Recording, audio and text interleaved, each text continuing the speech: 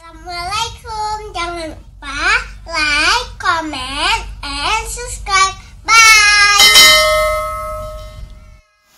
Bismillahirrahmanirrahim. Assalamualaikum warahmatullahi wabarakatuh.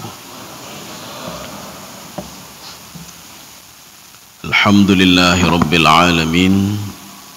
Wassalatu wassalamu ala asyrafil anbiya'i wal mursalin wa ala alihi wa ashabihi ajma'in. Raditu billahi rabba wa bil islami dina wa bi Muhammadin nabiyya wa rasula. Rabbi shrah li sadri wa yassir li amri wahlul 'uqdatam min lisani yafqahu qawli. Allahumma ja'al jam'ana hadza jam'an marhuma wa tafarruqana min ba'dihi tafarruqan ma'suma. Kaum muslimin dan muslimat sidang jamaah subuh yang dirahmati Allah. Kita masih pada surah Al-Insan, sudah sampai ayat 26 ya. Surah Al-Insan ayat 26. Pada pertemuan yang lalu Allah Subhanahu wa taala melarang kita untuk patuh kepada orang yang berbuat dosa. Kenapa? Karena dia akan mengajarkan kita dosa dan akan membawa kita untuk berbuat dosa. Kemudian yang kedua, jangan patuh dan tunduk kata Allah kepada orang kafir. Kenapa demikian? Karena nanti dia akan mengajarkan kekafiran kepada kamu dan kamu nanti bisa juga kafir. Sekarang bagaimana apa yang kita lakukan? Ya, maka diberikan petunjuk oleh Allah Subhanahu wa taala. Ini diberikan cara oleh Allah. Bagaimana supaya bisa menghindar dari orang ini? Maka caranya kata Allah, tidak ada cara lain kecuali jangan tinggalkan ibadah salat. Jadi makanya digambarkan di sini wadhkurisma rabbika bukratan wa asila. Jadi bukratan wa asila ini simbol pagi dan siang. Sehingga di dalam tafsir itu diungkapkan berzikirlah kepada Allah, makna berzikir itu salat. Walaupun di dalam tafsir Sawi beliau mengatakan damis salah, kontinulah melakukan ibadah salat. Karena menghadapi masa-masa seperti ini kata Allah, menghadapi masa-masa penuh dengan kejahatan, penuh dengan kekufuran, penuh dengan dosa, maka salat itu jangan pernah tinggal. Bukrata wa asila adalah simbol salat subuh, salat duhur, dan salat asar. Karena orang Arab itu asil itu diartikan sore, ya, sampai sore. Jadi bisa juga siang, bisa juga sore, itu asil. Kalau bukrah itu pagi-pagi sekali, berarti 3 salat. 2 salat lagi yang mana? Di mana 2 salat lagi? Ya, sekarang kita lanjutkan pada ayat selanjutnya, ayat 26. A'udzu billahi minasyaitonir rajim. Bismillahirrahmanirrahim. Wa minal laili fasjud lahu. Ini sebahagian malam. Sebahagian malam artinya tidak semua malam. Walaupun ada yang menafsirkan ini adalah salat tahajud. Tetapi tafsir Jalalain dan tafsir Sawi dan beberapa penafsir lainnya termasuk Imam At-Tabari, beliau memang betul mengatakan min itu litab'id. Tetapi maksud tab'id di situ wa minal laili fasjud lahu, sebahagian malam, yaitu salat maghrib dan salat isya. Jangan salat 3 waktu saja, nyo subuh temayang, leho temayang, asar temayang, truk maghrib hana ke temayang ya, isya hana ke temayang. Jadi salatlah 5 waktu, jangan pernah tinggal salat 5 waktu. Ini menjadi preventif. Ya, yang pertama kewajiban kita melakukan ibadah salat, dan ini preventif untuk menghadapi athiman au kafura, orang-orang yang berbuat dosa. Jangan sampai kita terjerumus ke dalam dosa, jangan sampai kita terjerumus ke dalam kekafiran. Ya, sudah. Sekarang kita lanjut lagi, Pak. Ini maksud wa minal laili fasjud lahu. Tapi ada yang mengartikan ini adalah salat tahajud. Ada yang mengartikan salat maghrib dan salat isya. Ini dilihat dari fa. Ini fa ini namanya fa syarat takdir muqaddarah namanya. Maksud fa syarat takdir muqaddarah, apapun kondisi kamu, salat maghrib lah kamu dan salat isya lah kamu, apapun kondisinya. Walaupun dalam perjalanan. Dalam perjalanan umah, nah mungkin dah sembahyang maghrib Malaysia, walaupun dalam perjalanan, apapun kondisimu. Ini fa namanya fa syarat muqaddarah. Apapun keadaanmu. Satu. Yang kedua, ada yang mengartikan kalau ini adalah salat tahajud. Apapun kondisimu, sesusah apapun kamu, salat tahajud jangan tinggalkan. Salat malam jangan tinggalkan. Walaupun cuma 2 rakaat ya Pak. Seperti salat witir yang Rasulullah katakan, kalau tidak sanggup 3 rakaat, salatlah 1 rakaat saja. Kalau itu kamu khawatir akan masuk waktu subuh ya Pak. Jadi salatlah. Ini pendapat yang kedua. Kalau pendapat pertama mengatakan dalam kondisi apapun kamu jangan meninggalkan salat maghrib dan salat isya. Kalau pendapat yang kedua, dalam kondisi apapun kamu itu hendaklah salatul lail, salat malam. Sekarang kita lanjut. Wasabbihu lailan tawila. Kita lihat terjemahan sekarang. Coba ya kita baca terjemahan dulu.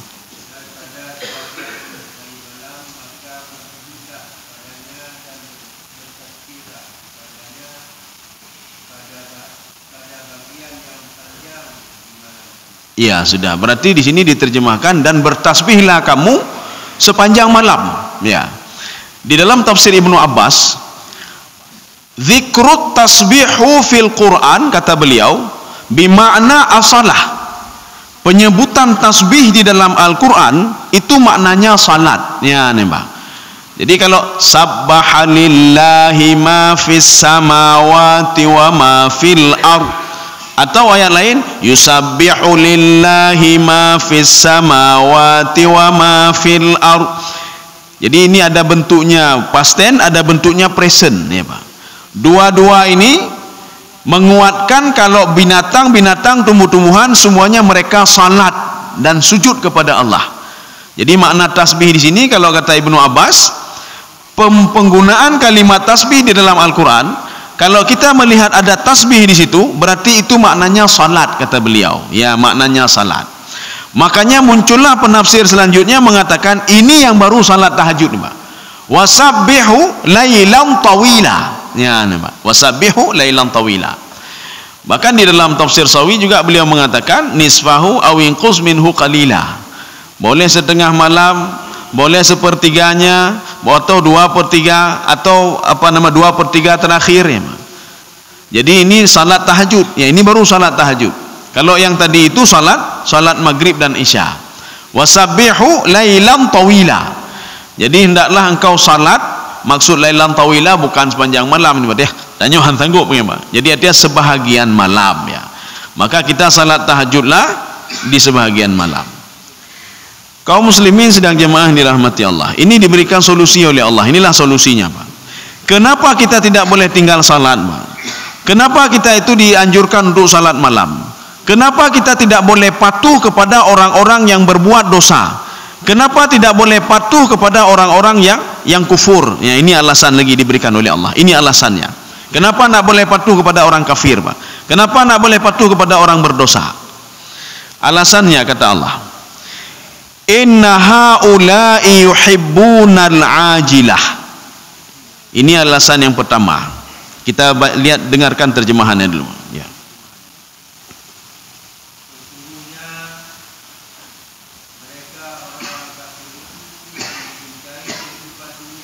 Sudah, segitu. Itu alasan pertama. Ya, itu yang pertama. Kenapa ajilah itu dunia? Dunia ya dunia, ajilah kok bisa dunia artinya apa? Ajilah ini sebuah makna, kalau di dalam ilmu balaghah ini namanya isti'arah tasrihiyah. Dunia seperti roda. Ajilah itu roda, Pak. Ajilah itu roda. Dunia seperti roda. Dunia sudah dihilangkan, yang ada tinggal roda. Roda itu berputar cepat. Ini ajilah namanya. Contoh lain, si fulan seperti singa. Kalimat si fulan sudah dihilangkan, yang tinggal singa.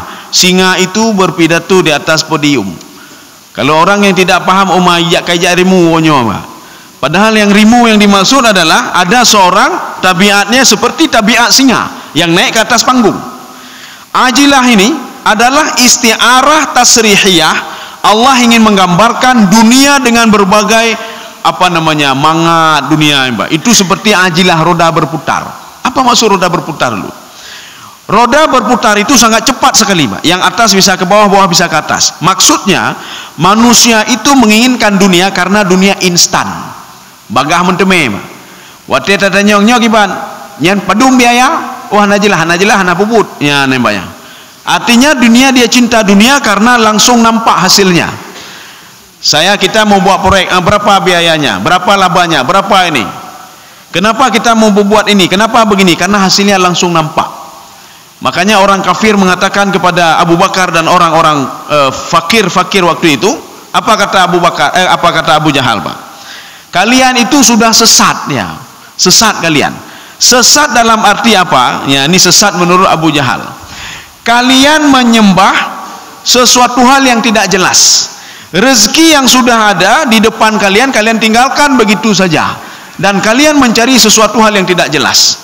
Salat itu kan tidak jelas. Bersedekah tidak jelas. Kalian bangun malam tidak jelas. Semua tidak jelas. Kenapa? Efeknya tidak langsung nampak. Ini namanya ajilah. Jadi makanya orang-orang pembuat dosa itu, orang-orang kafir itu, yuhibbunal ajilah. Mereka lebih suka yang instan-instan.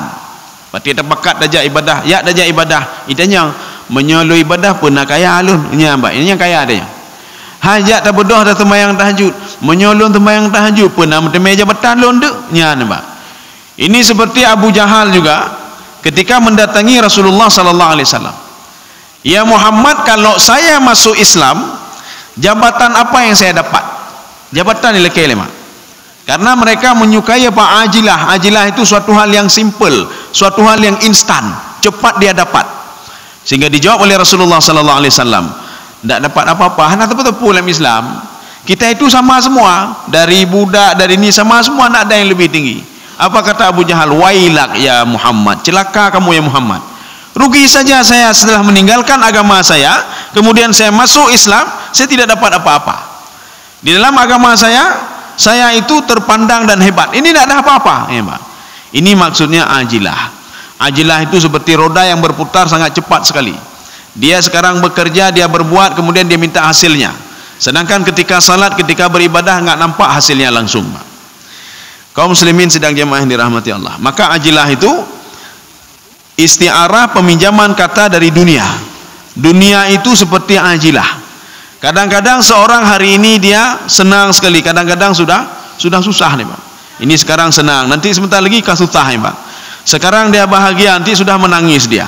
Sekarang sudah begini kondisinya, nanti sudah lain lagi kondisinya. Sekarang sudah kaya dia, kemudian setelah itu dia sudah miskin kembali, Pak. Itu juga masuk kepada ajilah. Maka Imam Al-Qurtubi mengatakan, limadza sumiya ad-dunya dunya. Kenapa dunia itu dinamakan dunia, Pak? Li'annahu adna, dani'ah. Dia itu hina di bawah, Pak. Dunia itu hina. Maksud hina bagaimana? Setelah kita cari, dia meninggalkan kita, Pak. Kita cari, kita letakkan begitu, kita meninggal dunia, dia meninggalkan kita meninggalkan dunia. Begitulah yang Rasulullah katakan ketika pada suatu hari Rasulullah sallallahu alaihi wasallam memanggil sahabat-sahabatnya. Waktu itu Rasulullah melihat ada seekor kambing yang sudah mati. Ketika itu Rasulullah mengatakan, coba kalian lihat kambing ini. Apa kata sahabat-sahabatnya? Ya Rasulullah, kambing ini sudah dijauhi, ya sudah dijauhi oleh saudara-saudaranya. Kambing ini sudah mati. Waktu dia hidup dulu, dia begitu berharga sekali. Sekarang sudah dijauhi, ya Mbak. Apa kata Rasulullah SAW? Kalian tahu perumpamaan dunia seperti apa? Seperti kambing yang sudah mati ini. Cuma orang nggak tahu, Pak. Nggak tahu kalau dunia itu seperti kambing itu, terus didekati. Tapi orang yang tidak tahu, dia akan melakukan prinsip, oh ini seperti kambing mati, keputar-putar kambing mati, Pak. Sudah busuk, bau busuk dan lain sebagainya. Kaum muslimin sedang jemaah yang dirahmati Allah. Begitulah perumpamaan dunia kata Rasulullah sallallahu alaihi wasallam. Jadi dia itu ibarat kambing yang mati yang tidak memberikan manfaat sama sekali, kecuali ya Pak. Seperti yang dikatakan oleh Imam Al-Ghazali. Jadikanlah dunia itu, jadikanlah ini seperti Imam Ibnu Katsir juga, Pak. Fasilitas kamu untuk menuju akhirat. Jadi beda kebah-kebah. Mau nyoda kebah-kebah tidak ada manfaat dia, Pak. Harta tak kebah juga hanya manfaat, Pak. Tapi kalau kita ambilkan menjadi fasilitas untuk akhirat, kalau kata Imam Ibnu Katsir, anta ja'alad dunya safinatan limaksudihal akhirah. Jadikanlah dunia itu sebagai fasilitas kamu menuju akhirat. Itu insyaallah bermanfaat. Tapi kalau kita letakkan begitu saja tidak ada manfaatnya, Pak. Sama seperti tanah wakaf. Tanah wakaf yang tidak produktif, nya ada manfaat. Dah pegah dah juga pak nak tanah wakaf lewat di gunung dah pegah, Pak. Di atas gunung itu ada tanah wakaf, saya pakai saja. Hana tak pakai, Pak. Maka pahalanya pun tidak mengalir ke lagi ada juga. Makanya kalau ingin cari wakaf itu, carilah wakaf yang produktif, yang dipergunakan oleh orang lain 24 jam.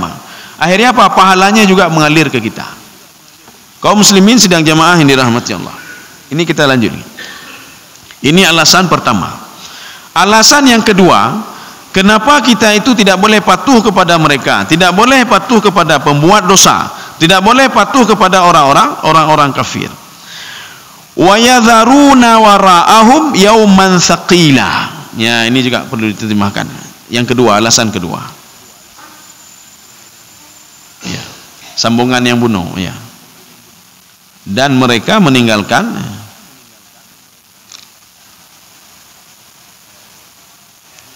ayat, masih ayat 20 ya, 27. Ya, di belakang mereka. Ya, ini penerjemah sudah menerjemahkan tekstual, Bang. Penerjemah menerjemahkan tekstual. Ini wara memang artinya di belakang. Wara itu di belakang. Tetapi dalam kajian tafsir, ini namanya menerjemahkan secara terbalik. Wara ini maknanya amam, depan ya, Pak. Ya, contoh, kok bisa makna terbalik? Di dalam bahasa Aceh kita ada juga makna terbalik, Pak. Kita membuat menyuruh ini tapi maknanya bukan itu. Dah contoh. Sebelumnya ini kita artikan dulu. Wa yadharuna wara'ahum, mereka meninggalkan yang ada di depan mereka, bukan di belakang ya, Pak. Kok bisa begitu? Ya, kok bisa depan maknanya di belakang? Ada sebuah kitab, bukan satu kitab sebenarnya, ada beberapa kitab. Judulnya Balaghatul Quran. Balaghatul Quran itu bukan satu kitab, ada beberapa versi lain judulnya juga Balaghatul Quran. Ini menceritakan tentang ada kata kerja past tense tapi maknanya present. Ada kata kerja present tapi maknanya past tense. Ada kata yang berarti di depan tapi maknanya di belakang. Ada kata yang artinya kita terjemahkan di atas tapi sebenarnya maknanya di bawah. Contoh dalam bahasa Aceh, kita ngomong sama anak kita, nak jangan main game lagi ya, jika azan jak semayang gede, jud 2 minit tu siap tu dah baliklah mentai main game ya. Hai nu baik nu main game le kazan jak tinggal game yang main kajut siap tu. Akhirnya orang tuanya balik ketiga kali, main game laju gede, main game laju gede. Kalimat main game laju gede sebenarnya baik main le, Pak. Ini anak itu saking umahnya kabengeh hurun cilo, langsung dia tutup laptop HP-nya, dia langsung pergi salat. Ya, Pak. Padahal orang tuanya menyuruh apa? Main game laju gede. Dia tahu orang tuanya sedang marah, ya, Pak.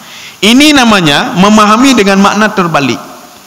Tetapi kalau ada anak yang antena pandeng, ketika dia bilang main game laju gede, oh ma yuda kayu main game loh, main laju game nyam nyona hanamu pom, ya, Pak. Tetapi karena anak itu paham, nyorunci kabengeh. Ya, contoh seperti nek semayang nek semayang nek hanya bek semayang gede. Ketika bek semayang gede langsung diambil kain sarung. Karena anak ini memahami secara makna terbalik, Pak. Ini dalam bahasa Aceh kita ada apa? Apalagi dalam bahasa Arab, ya. Apalagi dalam kaidah tafsir. Contoh lain. Ketika Nabi Musa alaihissalam bertanya kepada Nabi Khidir, kenapa kamu lobangi kapal ini? Litughriqa ahlaha, kamu melobangi kapal ini untuk menenggelamkan orang yang ada di kapal ini. Dijawab oleh Nabi Khidir alaihissalam, kamu tahu enggak kenapa tadi saya lobangi kapal itu? Wa kana wara'ahum malikun ya'khudhu kulla safinatin ghasba. Ya, Pak. Kamu tahu enggak? Ini kalau kita terjemahkan arti teksnya, Pak. Di belakang kita ada raja zalim. Kalau saya tidak lobangi kapal ini akan diambil oleh raja zalim. Secara logika tidak mungkin di belakang raja zalim. Raja zalim pasti di depan. Lagi tanya tak lewat no. Hai pakan pakai helm na razia pat iliket razia. Nyo iliket razia aja aju pakan makan lewat ni Pak. Kecuali razia idike razia tu helm. Begitu pula Nabi Musa, Nabi Khidir mengatakan wakana wara itu di belakang sama ini seperti makanya diterjemahkan amam. Di depan kita ada raja zalim. Kalau saya tidak lubangi perahu ini, nanti ketika sampai di sana akan dilihat oh perahunya masih bagus, diambil oleh raja secara paksa. Tetapi kalau saya sudah aibkan begini tidak diambil lagi. Ya, ini makna wara itu maknanya amam ya. Contoh lain lagi. Kita mungkin nanti melihat begini. Kenapa ketika cerita tentang sorga, kenapa selalu past tense, Pak? Uiddat lil muttaqin. Ya, nih, Pak. Dipersiapkan untuk orang-orang muttaqin. Sorga itu. Neraka begitu juga, Pak. Kenapa digunakan kalimat past tense masa lalu padahal sorga itu masa depan? Padahal neraka itu masa depan dan kita belum melihat sorga dan neraka, Pak. Ada dua jawabannya. Yang pertama, di dalam kaidah tafsir setiap kalimat cerita masa depan tetapi dikemas dalam waktu masa lalu, ini namanya litahaqquqi uqu'iha. Kejadian itu akan benar-benar terjadi. Ya, Pak. Kalau kejadiannya masa depan dikemas dalam bentuk past tense, ya, past tense itu masa lalu, maka kejadian masa depan itu ini dalam kaidah tafsir. Termasuk Ibnu Abbas yang mengomentari ini, Pak. Litahaqquq al-wuqu'. Kejadiannya akan betul terjadi. Satu. Jawaban yang kedua, kenapa setiap cerita tentang sorga itu selalu dikemas dengan kata masa lalu? Maknanya sebelum manusia diciptakan oleh Allah, sorga dan neraka sudah ada, sudah dipersiapkan. Jadi makanya keliru kalau ada orang mengatakan begini, ketika nanti dilihat dulu, Pak, lagi kepegah kan lagi manusia, Pak, gekala nilai so ramai penduduk sorga neraka, oh ramai neraka go gepuluah lom, oh kaji terciptakan rubi raya. So ramai urung sorga, wah ramai, oh tak pobut mentang. Nah, itu keliru. Itu manusia ya seperti itu. Manusia ketika melihatnya padunro jame na 2,000. Oh berarti nyo 2,000, tak pesan sekian, ya Mbak, pesannya sekian. Oh jame hana ramai cuma 1,000, oh tak kurang lom. Lihat tamunya dulu. Tetapi sorga dan neraka tidak melihat isinya dulu. Sudah diciptakan duluan oleh Allah Subhanahu wa taala. Hana gekala nurung ile, Pak. Nyan, Pak. Hana kala urung, oh nya urung ni, oh berarti oh tak pejih mentang ya, fasilitasnya kita kurangilah. Orangnya banyak, oh kita tambah fasilitas. Tidak. Dari dulu memang sebelum diciptakan manusia sudah ada sorga dan neraka. Nyan, Pak. Ini namanya uiddat, sudah dipersiapkan. Sebelum tamu datang ke rumah kita sudah ada jamuan di situ, Pak. Kagak persiapkan. Bukan berarti sudah sampai tamu oh padundro lehro oh pele neduk leno bu ya blonya nilai, tidak, Pak. Jadi sudah dipersiapkan. Surga neraka juga demikian. Kaum muslimin sedang jamaah yang dirahmati Allah. Wa yadharuna, ya ini sekarang kita kemari, Pak. Apa makna yadharun, Pak? Yadharun itu yatrukun. Ada yang mengatakan yadharun itu yuhmilun, meremehkan. Dia meremehkan, dia meninggalkan, dia lalai. Ya nih, Pak. Lalai untuk urusan apa? Dia tidak tahu kalau setelah setelah hidup itu ada kematian, setelah mati itu dibangkitkan kembali yauman tsaqila, hari-hari lebih susah lagi dibandingkan dunia. Kalau kita di dunia susah, nyo tingoh hanemi bayi peng kuliah, pat tamita peng kuliah, itu tidak begitu susah. Kalau dibandingkan ketika manusia nanti dibangkitkan di padang mahsyar atau baik pegah padang mahsyar, Pak. Wate mati mendeng, Pak. Katutah, Pak. Itu yauman tsaqila namanya, Pak. Hari-hari susah manusia, hari-hari sulit kalau dibandingkan dengan yang lain. Omanyo pat dapat jehubu le, Pak. Nyo lehonyo hana apa jebu hana peng hana apa-apa. Itu nak begitu susah, Pak. Nak begitu susah. Ya, Pak. Yang lebih susah kata Allah yauman tsaqila. Tsaqila adalah sebuah isim kata benda, itu menunjukkan kepada berat. Berat ini contoh begini, ini berat, Pak. Kita angkat yang lebih berat lagi, Pak. Kita angkat beban ini berat lagi, Pak. Ini penggunaan yauman tsaqila. Artinya apa? Yaumun, hari waktu itu kamu mengangkat beban dosa-dosa kamu. Kamu mengangkat apa? Masalah kamu. Masalah kita banyak sekali, Pak. Masalah dengan diri kita sendiri. Apakah kita bisa menjaga tangan kita, bisa menjaga mulut kita, bisa menjaga mata, bisa menjaga hidung dan anggota tubuh? Apakah kita bisa menjaga hati kita? Apakah bisa menjaga anak kita, menjaga keluarga kita, menjaga masyarakat kita? Kalau kita sebagai pemimpin, ya, Pak. Yaumun thaqil ya Pak, yang cukup berat Pak. Beda fikir mangan ya Pak. Ya, artinya apa? Ada yang lebih susah lagi. Kalau di dunia kita susah paling-paling susah sebatas umur saja. Padum na umur 60 tahun. Meninggal dunia 60 tahun tutah ya Pak. Cuma 60 tahun tutah. Kalau 70 tahun saja susah ya Pak. Tetapi ketika meninggal dunia selama-lamanya susah tutah lagi ya Pak. Ya Pak. Yauman thaqila ya Pak. Kaum muslimin sidang jemaah yang dirahmati Allah. Makanya Allah Subhanahu wa taala berpesan kepada Nabi Muhammad sallallahu alaihi wasallam, "Fasbir li hukmi rabbika." Nathabah hai Muhammad, nathabah mentau. Maka kita lihat bagaimana sabarnya Rasulullah, Pak. Dia sabarnya. Hana ganyan ya Allah lun kan nabi dan rasul, nijuklah sabah kekuasaan kelun, nijuklah sabah apa jabatan kelun hana Pak. Kepuyan Pak, karena cuma sebentar saja. Boleh kita punya jabatan jabatan itu seperti kata Imam Ibnu Katsir, supaya bermanfaat dunia akhirat. Maka pergunakanlah jabatan itu seperti sebuah kapal Pak, yang sudah sampai ke tujuan, kapal itu kita letakkan, kematian kita, maka jabatan juga kita letakkan, harta juga demikian. Maka kalau kita lihat kepada perkataan Imam Al-Ghazali, itu akan bermanfaat dunia akhirat bermanfaat. Ketika di dunia bermanfaat jabatan itu, di akhirat juga bermanfaat. Ketika di dunia harta itu bermanfaat, maka di akhirat juga bermanfaat. Makanya ini seperti yang kita bahas beberapa pertemuan yang lalu, nikmat itu kalau kita lihat dari segi manfaatnya ada dua ya, ada nikmat mutlak, ada nikmat muqayyad. Nikmat mutlak itu adalah nikmat yang terakhir kita nikmati, yaitu surga.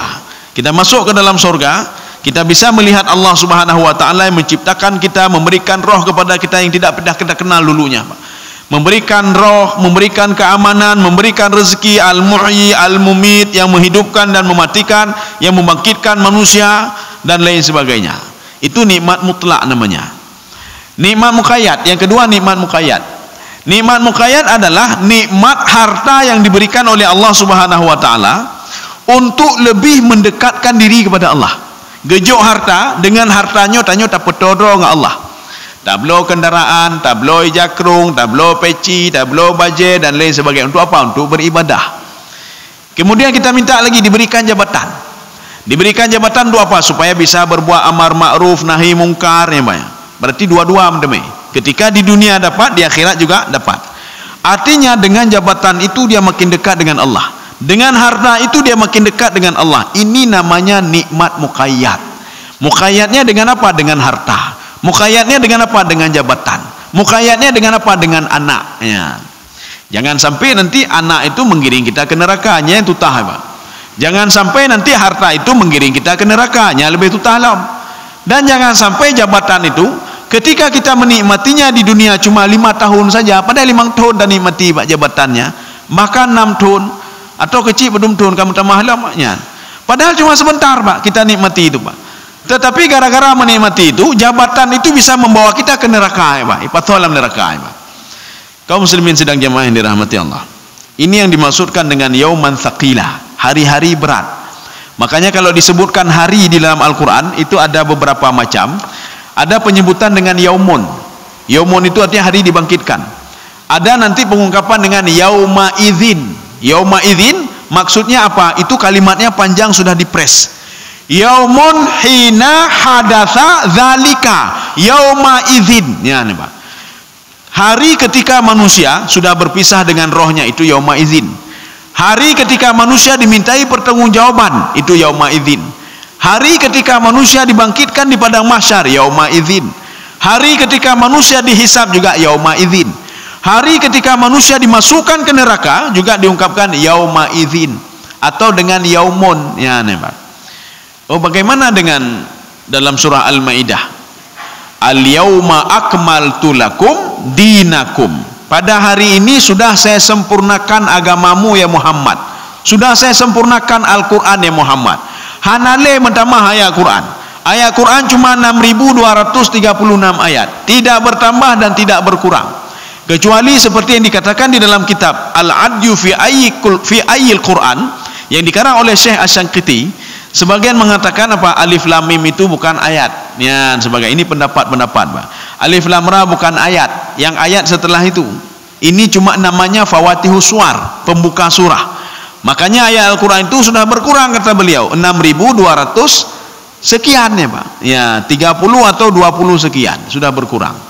Jadi al-yauma di situ kenapa diungkapkan dengan al-yauma? Ini adalah kiamat bagi Nabi Muhammad sallallahu alaihi wasallam, karena Nabi Muhammad sebentar lagi mau meninggal dunia.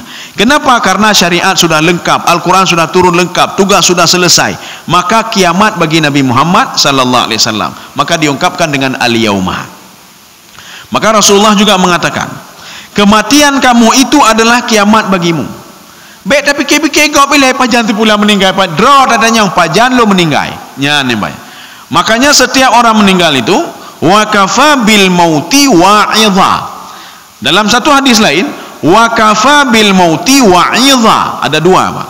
Tapi artinya sama.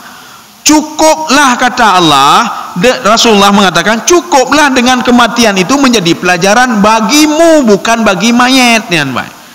Katanya biasa meninggal tidak orangnya, pun tak pegang. Sayang enggaknya sayang. Padahal proyek ban menteng proyeknya Pak. Sayang enggaknya nyan Pak. Harta cukup je ketinggal harta, sayang enggaknya pegang ni Pak. Sayang enggaknya Pak. Sayang enggaknya.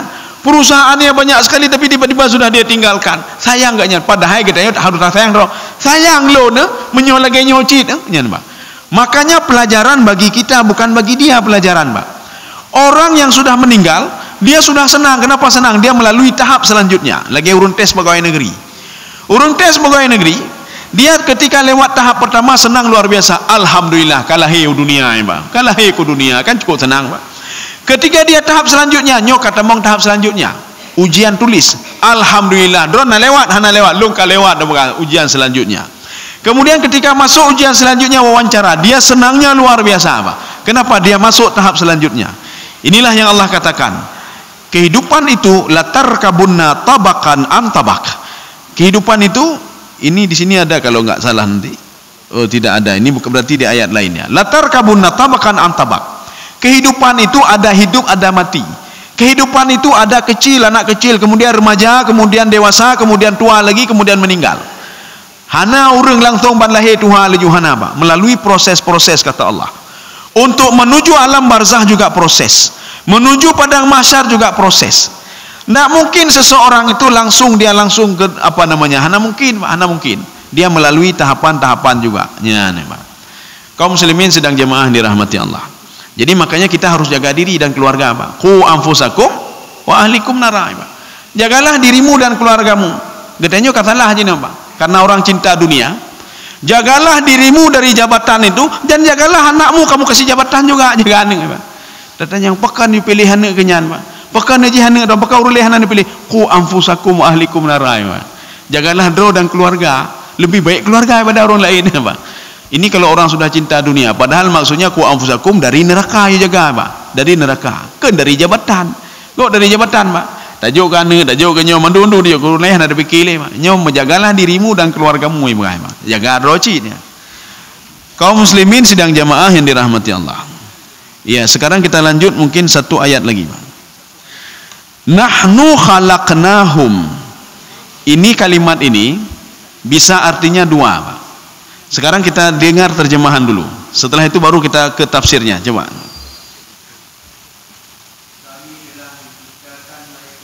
Sudah. Kami telah menciptakan mereka.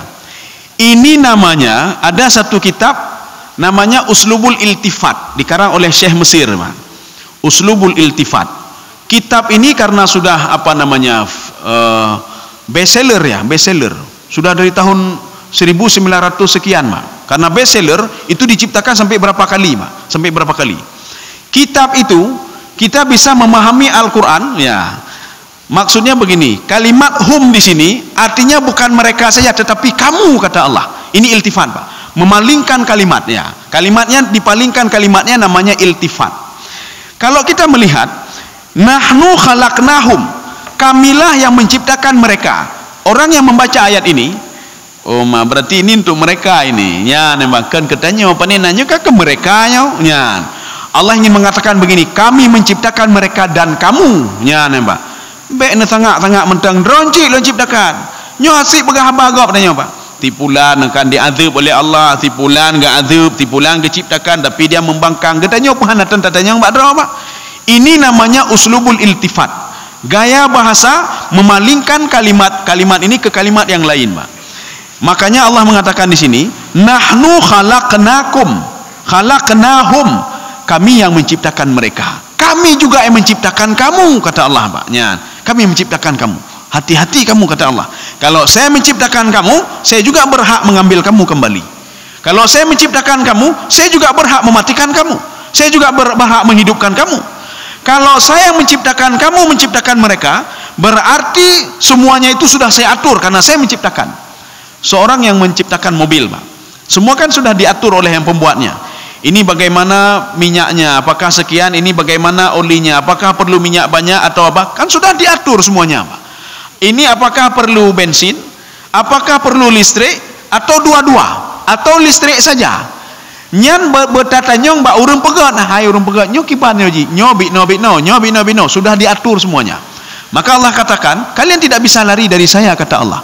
Saya yang menciptakan kalian. Masalahnya ketika saya menciptakan mereka, saya menciptakan kalian, kalian lupa kalau pencipta kalian adalah saya. Nyan masalahnya, Pak. Sehingga kalian tidak patuh kepada saya. Kalian tidak mau beribadah, tapi saya biarkan saja, kata Allah. Bahkan di ayat lain Allah mengatakan, in syi'na, kalau kami mau saya hancurkan orang pembangkang tadi, kata Allah. Tapi nak mau dulu, kata Allah, biarin saya biarin saja. Karena dari sekian pembangkang itu akan muncul orang-orang saleh, orang-orang taat kepada Allah Subhanahu wa taala. Maka hana kepancu. Maka di dalam Al-Qur'an itu ada 2 ayat yang mengatakan kalau kami mau saya hancurkan. Kalau kami mau saya hancurkan, wa na'ti bi akharin, saya akan datangkan orang-orang yang taat-taat kepadaku semuanya, kata Allah. Hana membangkang le, kata Allah. Ini namanya uslubul iltifat. Satu. Yang kedua, ketika kita melihat nahnu kok kami, ya ini memang pembahasan yang sudah lama sekali ini, Pak. Ini pembahasan yang lama begini. Kalau dalam bahasa Indonesia, kita tidak boleh mengartikan bahasa Arab dalam bahasa Indonesia itu beda, Pak. Bahasa Arab itu walaupun kami juga beda dengan bahasa kita, beda-beda bahasanya, Pak, tidak sama. Jangankan bahasa Arab dengan bahasa Indonesia, bahasa Aceh sama-sama Aceh tapi berbeda, ya, Pak. Akan berbeda bahasanya. Contoh, ya, Pak. Bahasa katanya menyota pegah kauh, yang kan bajai kauh, Pak, kauh, bajai kauh. Tetapi kalau bahasa Aceh Utara, kauh itu apa? Selop, ya, Pak, kauhnya selop. Kalimat kauh saja bisa makna berapa macam. Bisa sendal, bisa baju kauh, ya, Pak. Gari, kalau kita garinya ke hitangen, ya, Pak, hitangen. Tapi ada sebagian orang Sigli itu gari itu apa? Hanya borgol, ya, Pak, borgol. Jadi makanya kalimatnya sama tapi maknanya berbeda, ya, Pak. Dalam bahasa Aceh saja berbeda, ya, Pak. Maka kemudian penerjemahan tidak boleh kita terjemahkan begitu saja. Kita ingin menerjemahkan bahasa Arab nahnu itu tidak bisa kita terjemahkan dengan kami yang kita pahami, tidak bisa. Sama seperti menerjemahkan bahasa Aceh ke dalam bahasa Indonesia, tidak bisa sembarangan, hanya sembarangan terjemahkan, Pak. Ya, Pak. Lagi kita terjemahkan pu, lun pajuh bu thiradong, ya, Pak. Thiranya thira garam ni, Pak. Dan terjemahkan aja, saya makan nasi garam duduk dah, Pak. Bagaimana menerjemahkan bahasa Aceh ke bahasa Indonesia? Kita harus tahu dulu kaedah-kaedah Acehnya.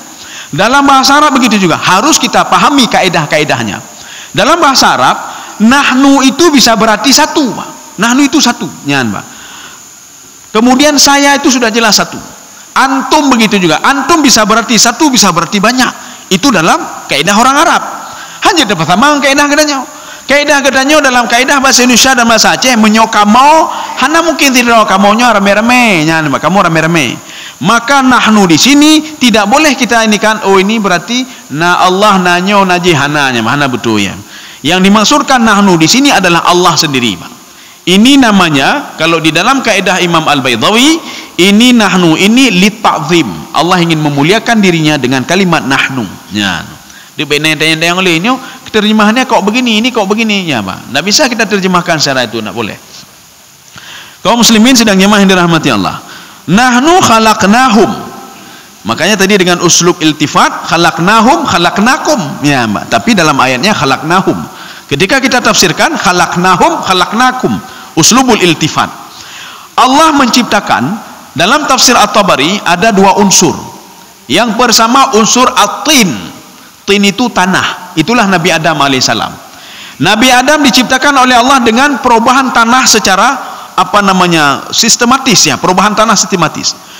Bagaimana perubahannya? 40 tahun yang pertama ketika diambil tanah oleh Allah Subhanahu wa taala, dihembuskan roh diambilkan tanah, dibentuk Nabi Adam. 40 tahun yang pertama belum ada roh apa-apa.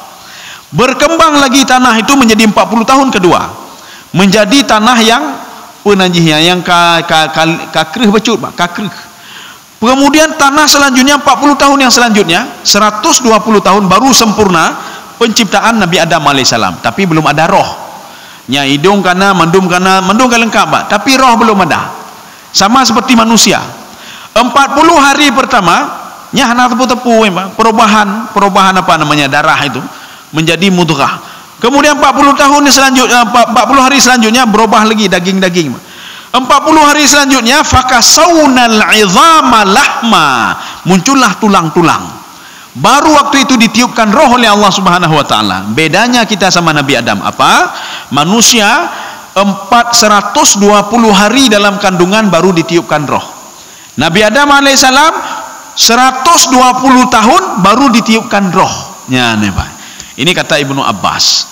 Ibnu Abbas mengatakan nafakhar ruhi ba'da 120 sanah. Setelah 120 tahun lamanya baru ditiupkan roh ke dalam tubuh Nabi Adam alaihissalam. Ya, kaum muslimin, ini unsur yang pertama. Unsur yang kedua al-maniyu.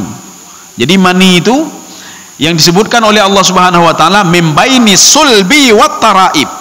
Sulbi itu tulang sulbi ikutnya, Pak. Dan taraib air yang ada dari tulang dada, Pak. Itulah yang Allah katakan, itu yang saya pertemukan kata Allah Subhanahu wa taala. Wa innahu ala raj'ihi laqadir. Saya juga mampu untuk tidak mempertemukan itu.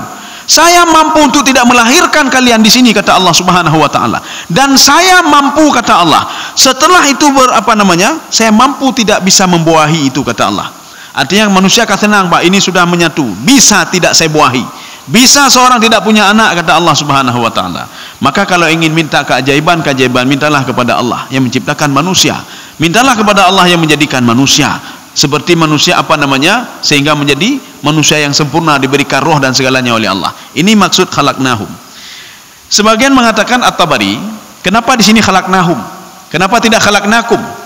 Karena ini cerita tentang orang-orang musyrik, cerita tentang orang-orang musyrik yang di atas itu. Kalau orang musyrik, jangan patuh kepada mereka, jangan patuh kepada pembuat dosa, hanya patuh gurungnya, Pak. Termasuk katanya tidak boleh patuh kepada kedua orang tua apabila orang tua menyuruh kepada hal-hal yang syirik. Fala tuti'huma wa sahibhuma fid dunya ma'rufa. Tetapi seorang anak itu dia wajib berbakti kepada orang tuanya dalam kondisi apapun orang tuanya. Apakah Yahudi orang tuanya atau Nasrani orang tuanya, seorang harus berbakti kepada orang tuanya. Ya, nih, Pak. Tetapi kalau patuh tidak, jangan patuh. Fala tuti'huma. Kalau dia menyuruh kamu untuk syirik kepadaku, ala antusyrika bi, untuk syirik kepadaku dan kamu tidak punya ilmu apa-apa, jangan patuh kepada kedua orang tuamu. Orang cik yang you katanya syirik, baik patuh pelam orang lain, yang membawa kita kepada dosa, yang membawa kita kepada kufur dan syirik. Nya hanya patuh. Nya, ini sedikit lagi. Nahnu khalaqnahum. Maka Imam At-Tabari mengatakan hum itu adalah al-musyrikun. Ya, kenapa? Karena cerita di atas tadi orang-orang pembangkang.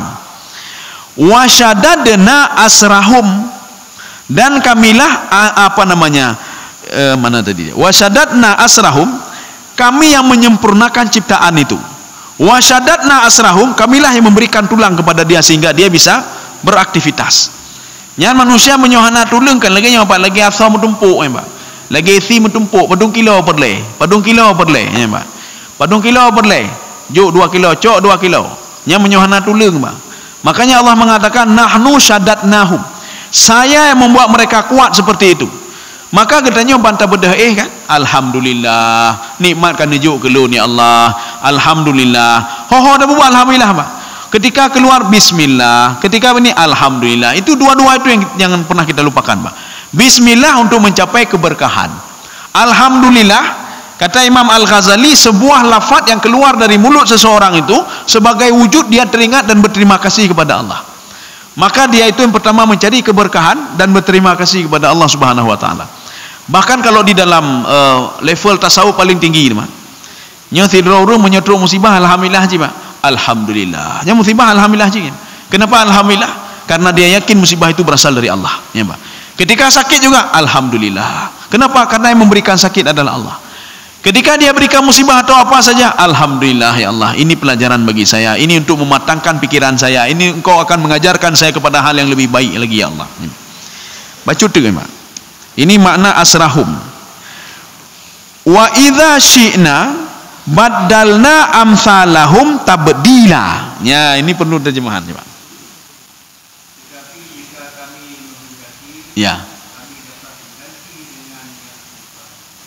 Iya, jadi maksud dengan serupa mengganti ini memusnahkan Pak. Mengganti ini memusnahkan. Saya mampu saja kata Allah.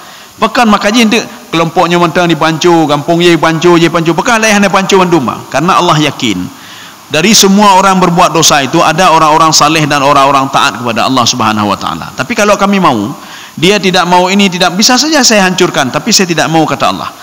Maka kalau di ayat lain di sini disebutkan baddalnahum tabdila. Ini namanya maf'ul mutlak. Maf'ul mutlak kata kerja yang diulangi dengan kata benda. Baddalna tabdila. Ini kan kata kerja ya Pak. Baddalna kata kerja. Saya ganti dia tabdila. Tabdila dengan makhluk lain. Kalau ada dua kalimat yang sama ini tetapi bedanya satu kata kerja, satu kata benda, ini taukid namanya Pak. Allah menguatkan, tidak main-main. Mampu saja Allah hancurkan. Mana contohnya Mbak? Ketika Allah hancurkan dunia ini, jarak antara Nabi Nuh dengan Nabi Adam alaihissalam itu 1000 tahun. Maknanya generasi 1000 tahun sebelum Nabi Nuh alaihissalam itu habis dihancurkan oleh Allah semua Mbak. Kecuali 83 orang yang masuk ke dalam kapal Nabi Nuh alaihissalam. Maka di dalam surah Yasin Allah mengatakan begini, kalian wahai manusia, kalau seandainya di dalam kapal itu juga saya hancurkan semuanya, maka tidak ada generasi manusia lagi Pak. Hanya generasi manusia. Mungkin yang generasi binatang dan lain sebagainya. Tetapi apa? Saya selamatkan kalian, bersyukurlah kepadaku, teringatlah kepadaku, yang namanya. Jadi makanya katanya keturunan-keturunannya berasal dari keturunan yang ada di kapal Nabi Nuh alaihissalam. Yang lain sudah habis semuanya Pak. Maka itu banjir yang terbesar di dunia Pak. Artinya Allah memberikan contoh. Nyo golom kiamat lom kata Allah. Golom kiamat mentang lagi nyo. Air itu muncul dari bawah, dari tanah dan muncul dari atas. Faltaqal ma'u kata Allah. Bahkan air bawah hampir ketemu dengan air atas. Maksudnya gempa air itu bukan sebatas gunung, tidak. Gunung ngop Pak. Tah gunung paling manyang, ngop mandum gunung paling manyang Pak. Sehingga air itu hampir sampai ke awan Pak. Pak. Hampir sampai ke atas. Kenapa sampai ke atas? Karena yang mengeluarkan air itu adalah awan. Pak. Faltaqal ma'u. Air itu ketemu. Maka ketemunya Pak dengan awan. Awan yang bagaimana? Yang menurunkan air juga. Maka ketika itu Allah mengatakan, ya ardu bla'i ma'aki wa ya sama'u aqli. Sekarang wahai bumi, telan kembali airmu, telan kembali. Kemana di bawah air itu Allah alam bisawab. Wahai awan, berhentilah untuk menurunkan hujan. Sudah berhenti. Maka kalau ingin minta hujan, mintalah kepada Allah. Kalau ingin tidak diberikan musibah, mintalah kepada Allah. Baiklah kebat dukun yang banyak. Karena Allah mengatakan wa nasrifuhu amma yasha. Itu proses air ditarik itu kata Allah kan diceritakan dalam Al-Qur'an Pak. Kemudian saya bawa air itu kemana saya suka kata Allah Subhanahu wa taala. Nyobek dajak ba dukun. Ai dukunnya tingoh na cara. Bek itu ujung gimana cara? Tenang bereh ba dukun Pak. Dukun-dukun kemah ya Pak. Hana urung ya jid lawannya Pak. Allah kalau sudah mengatakan ujen, tidak ujen. Tipulan meninggal. Tipulan tetap hidup walaupun dianiaya oleh orang lain, tetap hidup dia Pak. Si fulan saya berikan nikmat hari ini, tidak ada satu orang pun kata Allah, termasuk malaikat pun yang bisa mengotak-atik rezeki dia, tidak bisa.